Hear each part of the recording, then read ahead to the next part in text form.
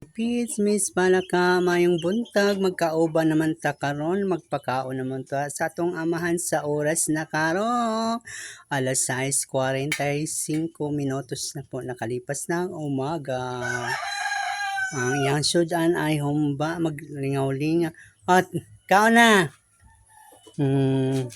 Siya isud ang humba o kape, kay paborito man na niya. Lo, inuman na. Kape, inuman. Hotda na. Malipay man na siya og karning baboy ang sudan, di na siya maguol og lain ang sudan kay maghinuktok na siya.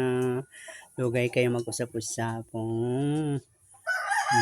Inom na siya ng kape at gatas para siya'y maging malakas. Number 4 pa siya. Asa mo makakita mo ka number 4? Sana all. Mayong buntag, salamat sa inyong pagpantanaw sa akong mga video. Kauban ang akong amahan. Mayong buntag. Thank you for watching. Ayaw kalimti i-follow si Miss Palaka. Bye-bye!